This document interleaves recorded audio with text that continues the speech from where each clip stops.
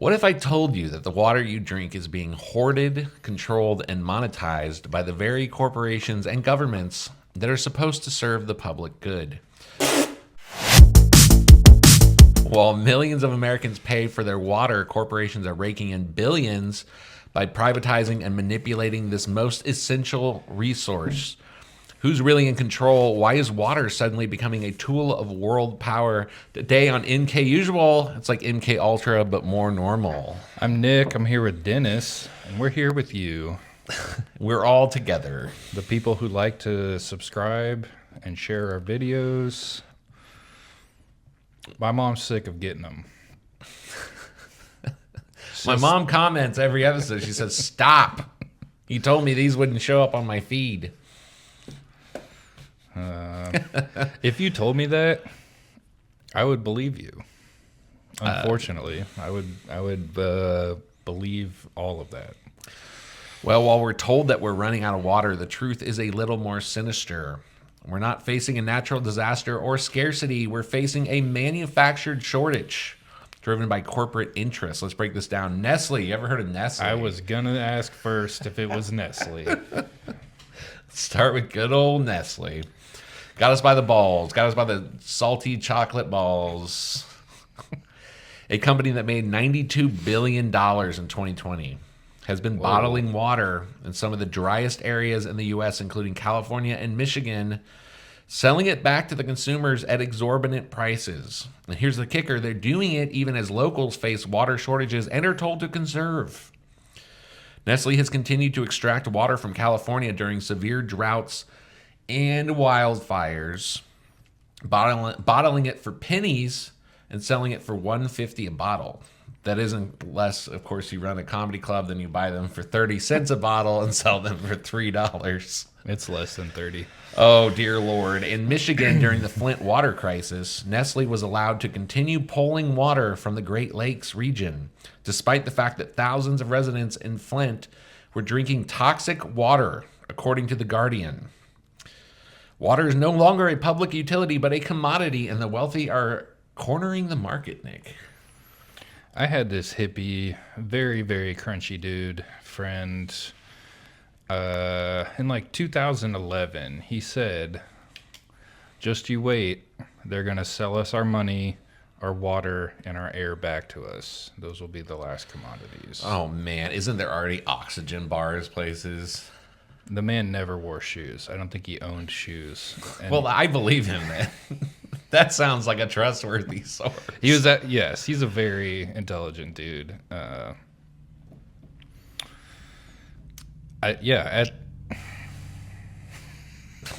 Do go on. That was it. He was right. He was right. This is a heavy one. Yeah, okay. This might be the last sip I ever take.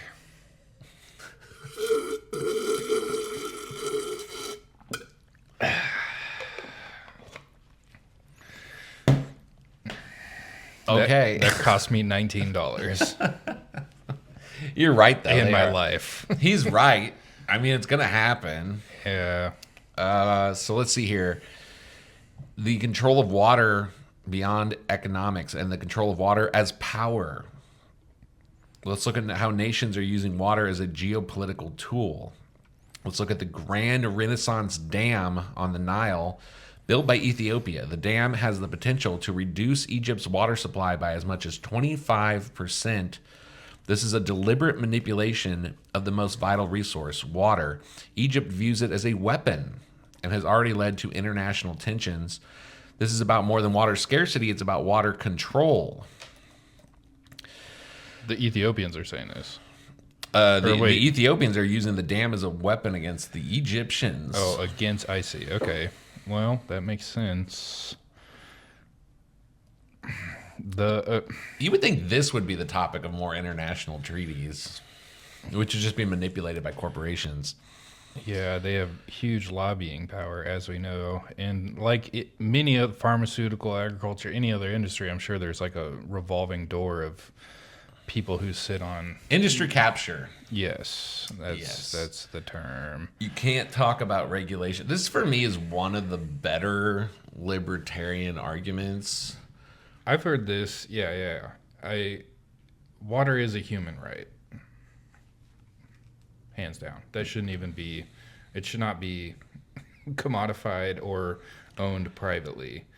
Even in like you go to I watch like fishing videos and like people will wade up a river, but they'll be on someone's property, but the state owns the water. It's protected. Yeah, that's the next thing. Yeah, The end of it, but that gets into like a weird area too. I heard this.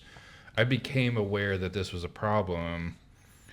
Mexico brings this up because no water reaches Mexico from the Colorado River that runs through the Grand Canyon because it's dammed up. Like so we're doing Hoover it to Dam Mexico. And I don't know if it's like antagonistic or it's simply they're just using it to try and hoard power and resources, like energy and resources. But yeah, there's like the Colorado River at the border should be flowing like it is in the Grand Canyon.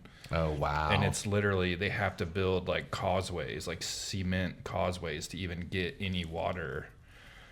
They've like sloped the land. It should be formed. It should be a river. Yeah, that makes me without feel bad all the for obstructions. Mexico. Yeah. I mean, it's like it's anyway, that no. Well, that's how I became. Well, apparently this happened all over the world. I mean, most of us will never go to Ethiopia. Just bring that up to bring up that when somebody controls the flow of water from the right direction, it suddenly becomes a very political issue. Yes. And they're overtly saying it's being weaponized. Egypt is, yeah. Yeah. But we're having it happening in our country by Nestle, who apparently has private water rights. Yeah, that they extract 4.8 million gallons from California alone from the San Bernardino National Forest for free. They don't pay the state any money for that water? For free. And apparently their contract with the state expired in 2021, but they've continued to do this without consequence, according to the Los Angeles Times. And it's not an isolated case.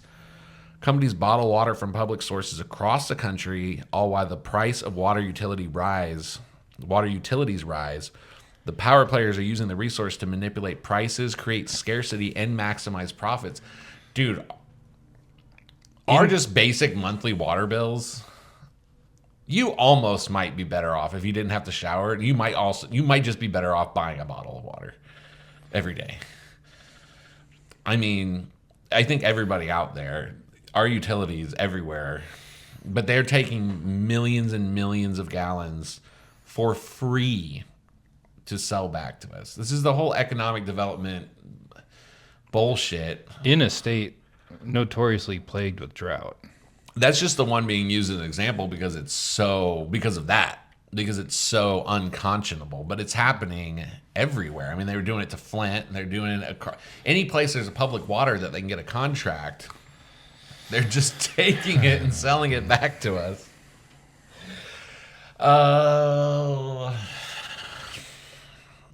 Did you have something cooked up there? Well, no. That's the Colorado River thing was I keep stewing on. Keep simmering. The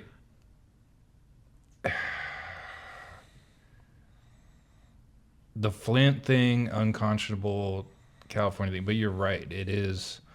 It probably happens literally everywhere. There's a huge, what's the Ogallala that's under Kansas, the aquifer, that's being depleted by agriculture, they say, but who knows if it's actually being depleted, like to the point that it's going to cause an issue. I'm going to look up a map of where Nestle takes public water from.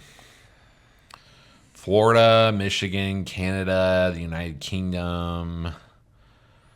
Oh, wow. Here are the regional names for Nestle. Ever had Ozarka water, Deer Park water, Ice Mountain, Arrowhead? What's that one up in the Northeast? Spring? I think I've seen that here too. We're in the Midwest. This is probably like we get those brands occasionally because there's like... It's all one company. Yeah. These are the big jugs. These aren't just like the name brand. Of course, Coca-Cola, which is all part of the same company, I believe. But you have the name brands, but also like you just go buy that cheap gallon of water at the store. That's a store brand, but that store is owned by Oh, I see this Arrowhead and Ozarka all the time. bigger and bigger umbrella corporations above it, and so it's all being negotiated at the top and then just rebranded. It's probably the exact same water. Oh, I'm sure. Yeah. What's the Jim Gaffigan bit where it's like bottled water is probably just some couple in Pittsburgh filling it up in their bathtub? Oh, it well, literally is. It's just a giant corporation. Right. Here's another thing. This is what I was trying to think. Evian. If you ever drank Evian water, Oh, it's I supposed know. to be like, yeah, it's naive spelled backwards. Yeah, dude. That's almost satanic, dude. It's like To yeah, sell it's, you your own water back to you and call it naive. yeah. Here's a this is an article from the Florida Springs Institute.org. Nestle Waters North America takes 1.15 million gallons a day from the spring near Gainesville, Florida. You know how much they pay for that? 1.5 million gallons A day. Oh, The cost paid to the state for the rights to water, do you want to take a guess? I gotta go with $0, but It's a one-time application fee of $115. I was playing Price is Right rules, so So you probably won. I doubt anyone was going to say $115. How many bottles of water is that? What do they resell a gallon of water at the store is like $2-3. yeah, So they make their profit back in the first 50 gallons. 10 seconds. Less than that. Bro. The first $115 an hour is not even like an attorney fee. They make this thing doesn't even just pay for it's free. It's Yeah. free. The company that owns Evian is a French company, Danone, and the major shareholders of Danone are BlackRock, Vanguard, Norges Bank. It is not a state-owned company. It's They private receive equity. strategic support from the government, but particularly to prevent foreign takeovers. So the French are like, we're going to get our cut, but no one else is coming in here. But we can't stop BlackRock and Vanguard from owning the water here. And it is supposedly sourced from the Alps. It's like filtered glacially, so it's mineral water and has, it is not from a public water tank. Well, how about this one? They're getting it from the source. Cypress Springs, Nestle takes 395,000 gallons a day for 10 years. Do you want to guess how much they paid over the course of that 10 years? Bob, I'm going to go with $27. $500 for 10 years. That's $50 a year for taking 395,000 gallons a day. My friend, that's like 20 cents for 400,000 gallons. I don't care what. I know you're going to say, okay, well, they do all the work to bottle it. They do all the work to. This is unconscionable. There's no way you should be making these kind of profits while we're paying our water bills, while we're buying the water from you. Just to like give people because like for me, I was trying to like visualize how much water that is. How much? 390 million gallons. 390. Or That's 90 395,000 a day. So an Olympic-sized swimming pool is 660,000 gallons. So that's about every day and a half. Yeah. Well, and the one from Florida was like 1.5 million a day. That's three. It's 3 swimming pools a day. Think of how much. I can't even this is like a lot. So we just found out it's private equity, and we just found out they're getting it through the fact that it's a contract, but it's still $100 a year or $50 a year. It pisses me off more than anything. Let's talk about the hidden hand of government and corporations working together. Governments are complicit in this plot. Nestle has had a cozy relationship with California officials securing water extraction rights that bypass public scrutiny. They lobbied for these rights for years, and now we're stuck with them. It's not just happening on the state level. At the federal level, laws designed to benefit big corporations also occur. For example, the Water Infrastructure Improvements for the Nation Act, the WIN Act, passed in 2016, allowed for water rights to be transferred to private entities despite public opposition. This is according to National Geographic. And in coordinated efforts to shift control from the public utilities to private entities that do not answer to the people. In Texas, private companies are buying up water rights, selling them to the highest bidder. In Arizona, a company called CADIZ Inc., CADIZ Inc., has been trying to extract millions of dollars from an aquifer in the Mojave Desert using questionable legal tactics and political lobbying to gain access. Guess who's paying the price? The local people, according to LA Times. The rise of water privatization means that the water we rely on could soon be owned by a few billion-dollar corporations, which are in turn owned by freaking private equity. And guess what private equity is doing with it? This is our final piece de resistance on the story. Guess where it goes after that? I don't know. This is a short one. This is a call to action, guys. Well, here's what happens after the public sells off all its water to these companies. Something called water's future markets. Oh. Water future markets. This is like the housing crisis. Huge part of the conspiracy. In 2020, for the first time, the Chicago Mercantile Exchange launched water futures contracts, allowing Wall Street and global investors to trade water like gold and oil.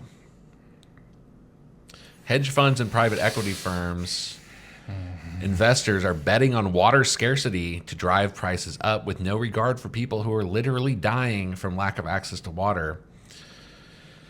Companies like Aqua America, American Water Works, and Veolia are all heavily invested in the privatization of water. They've begun to take over local water systems, increasing prices and control of water while selling these as commodities on the water's future market. This is the housing crisis. Which also, with water, if they're in control of the supply and all of the, they like we're saying, like the, what'd you call it? The what capture? Industry capture. Industry capture. They're going to control the studies done, or they're going to fund the studies on how much water there is.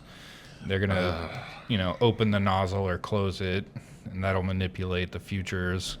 That'll manipulate the price of the commodity of it. 1.5 million gallons of water would supply 50 people with all the water they would use in a year. And there's also like the water cycle. So you're still drinking it, you're still showering with it, you're still watering your lawn with it. It's going back into the environment. So water is essentially kind of infinite. Yes. But we've handed over the rights to collect it and sell it to these companies who, like you say, essentially now control the flow of it. Even if there's infinite water flowing through a river, right, the way that it's commoditized and given to the consumers can be artificially scarce. You can bottle up a bunch. It's like the same thing they did with the oil. I remember this from like high school. The Bush, they were getting in trouble for, well, during that time, the oil companies were filling up tankers and just parking them in the Mediterranean to cause a shortage. They're like, there is no oil coming in because they just overproduced and then bottlenecked it in these tankers, and they were just parked in the Mediterranean Ocean or the Mediterranean Sea to drive up the price. And so like all these the commodity of oil, the price was driven up by these things, which was artificial. This is kind of similar to like when a sports team threatens to leave a city unless it gets like huge tax breaks. Yeah. Because now what's happened is they have these contracts for $100, $500, nothing, to make billions of dollars off this commodity. Off this human right. Off this human right.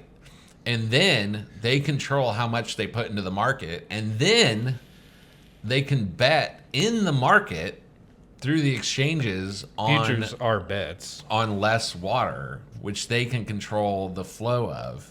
I mean, if you just be honest and you just say like human beings are probably never gonna literally run out of water until the sun explodes and it evaporates all the water on Earth.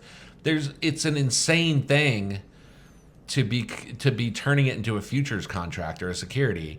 It's not like gold or oil, which are not infinite. Oil doesn't reproduce itself. Right. There's not rivers of oil. There's not rivers of gold. There's not gold trees. Especially if we're consuming it, like oil. This would be the same as if you were to sell bottles of air and the government gives you a contract to sell people air, and then you start betting on whether it's very creepy because then you start making bets on the market about air scarcity. That's just like signaling that they're going to make water scarce. What's the thing? You'll live in the cube, you'll eat the bugs, you'll buy the Yeah, you'll own. Well, you'll that's own slightly nothing. different, but yeah, but not really. But yeah, So I know this is a bummer, but I figured we got to do our political episode for the week. so what you're saying is, I no longer get to drink piss just because I enjoy it. Nope. I'll have to do it for survival. They're gonna start selling our piss. It's a good thing I got all those jugs in the basement topped off. That the security thing, I saved that for last because that to me is a signal that they plan on making it scarce. Yeah, if you You first of all, they're gambling with human lives, essentially. you wouldn't bet on it being more abundant than normal because we're not discovering new water. You know what I'm saying? Like the bet always has to be on less water. Right. Which, if you own all the land above the water, You can make a pretty good you bet can on. easily make a pretty good bet on that. How do we stop this? This should be something. What agency? I guess the EPA. Who would even like? I guess the EPA or the Department of the Interior. I feel like RFK, in his like environmental lawyer days, kind of argued some of these things. Yes, he did. Yes. And then it also made me think of that old Jack Nicholson movie. It's like Chinatown. Yeah. I think that was the plot of the movie. Was that they more predictive programming? they were it had something to do with the dam. It might not be this exactly, like they were trying to commodify water, but like I believe the conflict that he was investigating was around a dam and how someone would profit from it or not. I can't remember exactly. Bro. We will be eating the bugs. Hopefully they are full of water. Actually, studies show. Have you seen these memes where it's like, studies show that cockroach milk is the most nutritious? Have you seen this? I keep getting that on my Facebook. The comment sections are hilarious. It's just a bunch of people like, I will join ISIS if you start trying to sell me cockroach milk. Do you have any final thoughts? Um,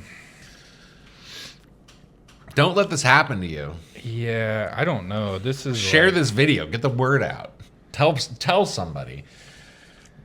I grew up out in the middle of Kansas, and then recently they got like a multi-million-dollar water treatment facility, but most people, like especially farmers, they all dig wells, so they're getting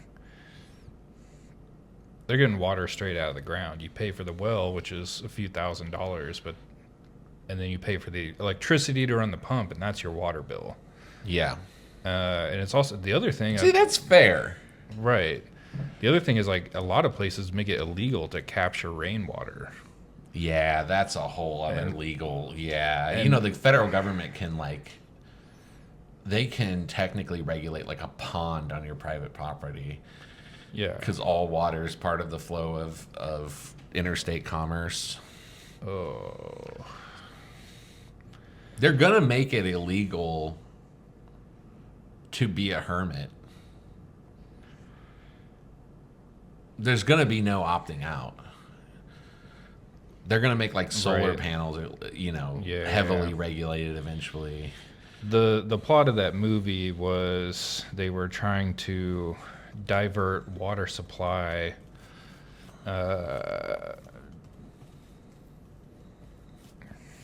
to increase the values of land. So like this land has water, therefore more valuable. This land doesn't have water, not worth anything.